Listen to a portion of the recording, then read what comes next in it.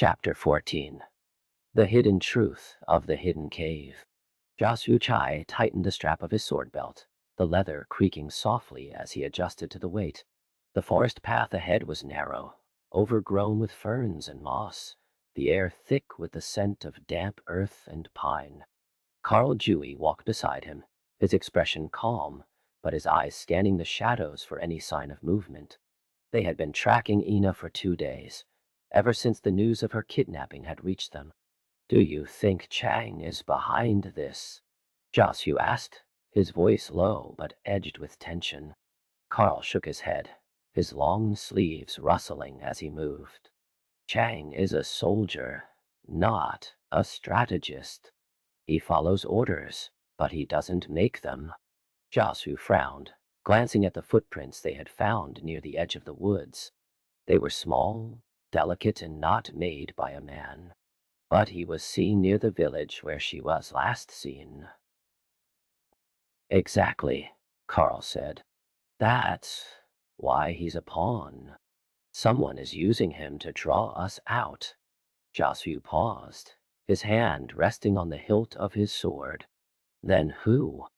Karl turned to him, his dark eyes steady. "We'll find out when we reach the cave."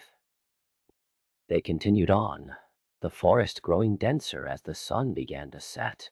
The trees cast long, twisting shadows across the path, and the sounds of crickets and rustling leaves filled the air. Josue felt a knot of worry tighten in his chest.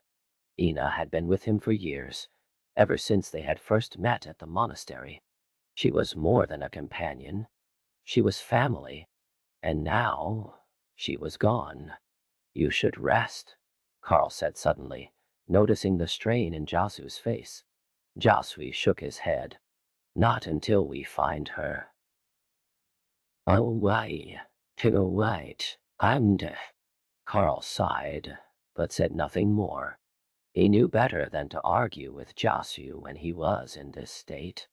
Instead, he kept pace with him, his movements quiet and deliberate, as if he were already preparing for the confrontation ahead. As the last light of day faded, they reached the entrance to the hidden cave. The opening was barely visible, hidden behind a curtain of vines and thick foliage. Josue pushed them aside, revealing a dark, narrow passage. The air inside was cool and damp, smelling of stone and old water. "This is it," Karl murmured, stepping inside. Josue followed, his hand gripping his sword tighter.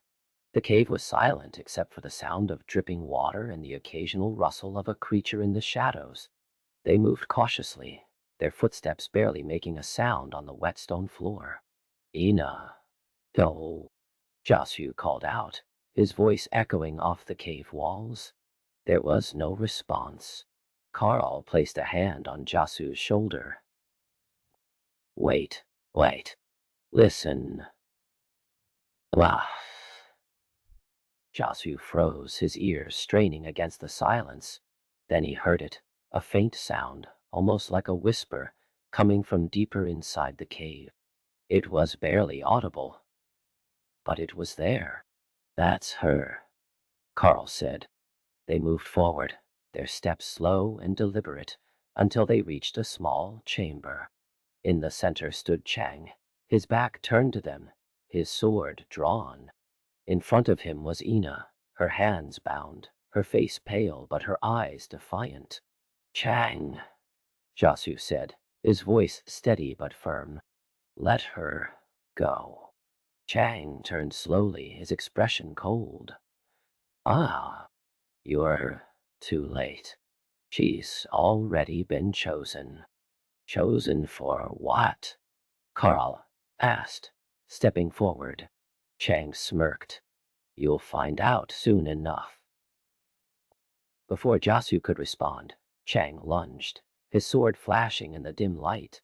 Josue barely managed to block the strike, the force of the blow sending him stumbling back. Karl moved quickly, dodging Chang's next attack and grabbing Ina's arm, pulling her away from the danger. "We need to get out of here," Karl said, his voice urgent. Josue nodded, his mind racing. Chang was strong, but he was also predictable. If they could get Ina to safety, they could regroup and figure out the next step. Go, Karl said, pushing Ina toward the cave entrance. I'll hold him off. Josue hesitated, but Ina was already moving toward the exit. He turned to follow her, but Chang suddenly appeared behind him, his sword aimed directly at his back. You're not going anywhere. Chang sneered.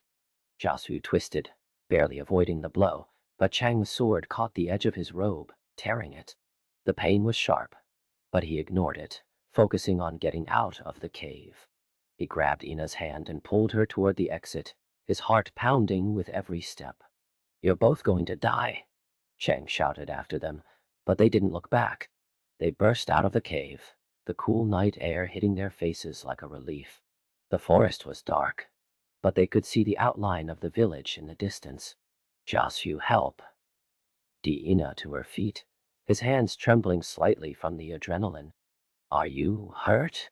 He asked, his voice barely above a whisper. Ina shook her head, her eyes wide with fear. I'm okay. But who was that? Josue looked back at the cave entrance, his jaw clenched. Chang was just a pawn. There's someone else behind this. Karl emerged from the cave, his breathing heavy but his expression calm. I'm fine, he said, seeing the concern on Josue's face. What did he mean by chosen? Ina asked, her voice trembling. Karl glanced at Josue before answering. I don't know yet, but we'll find out. They walked in silence for a while, the only sound the crunch of leaves under their feet. The forest seemed to hold its breath, as if waiting for something to happen. Josue kept his hand on his sword, his mind racing with questions. Who had taken Ina? Why? Why? Why? And most importantly, how could they stop them? We need to find out who's behind this, Karl said, finally breaking the silence. Josue nodded, his eyes fixed on the path ahead. I know. But first, we need to make sure Ina is safe. Ina smiled weakly, her hand brushing against Josue's arm. Thank you. He looked down at her, his expression softening. You don't have to thank me. I'd do anything for you. Karl watched them from the side, his expression unreadable. He had seen this before, the way Josue looked at Ina, the way he protected her. It was the same way he had looked at his own sister before she had been taken. He pushed the thought away, focusing instead on the task ahead. We should head back to the village, Karl said. We can gather more information there. Josue agreed, but he couldn't shake the feeling that they were being watched. Every shadow seemed to move, every rustle of leaves sounded like footsteps. He kept his eyes on the path, his hand never leaving his sword. As they walked, Ina began to talk, her voice quiet but steady. I saw something in the cave before Chang took me. A symbol carved into the wall. It looked like a dragon, but with a broken tail. Josue stopped walking, his mind racing. A dragon with a broken tail. Karl nodded slowly. That's the symbol of the Black Dragon sect. Whoa, what? Ah, Josue asked, his voice tight with worry. But they're supposed to be extinct. Karl sighed. Not all legends are true. Ina shivered, pulling her robe tighter around her. I think they're planning something big. We'll find out, Josue said, his voice firm. We'll find out who's behind this and make them pay. Karl placed a hand on his shoulder, his grip reassuring. We'll figure it out together. They continued on, the forest growing quieter as they moved deeper into the night. The stars above them were bright, casting a soft glow over the path. Josue felt a sense of calm settle over him, knowing that he wasn't alone in this. Karl was with him and Ina was safe. For now, that was enough. Do you think the Black Dragon sect is behind this? Ina asked, breaking the silence. Karl hesitated before answering. It's possible, but there's more to it than that. What do you mean? Josue asked. Karl looked at him, his eyes serious. This isn't just about Ina. It's about something bigger. Something we don't understand yet. Josue nodded, his mind racing with possibilities. He knew Karl was right. There was more to this than a simple kidnapping. But for now, they had to focus on the immediate threat. Ina was safe, and that was all that mattered. They reached the village just as the first light of dawn began to break over the horizon. The villagers were already awake, going about their daily routines. Josue led Ina to the safety of a nearby inn, while Karl went to gather more information. Stay here, Josue said, his voice gentle but firm. I'll be back soon. Ina nodded, her eyes still wide with the fear of what had happened.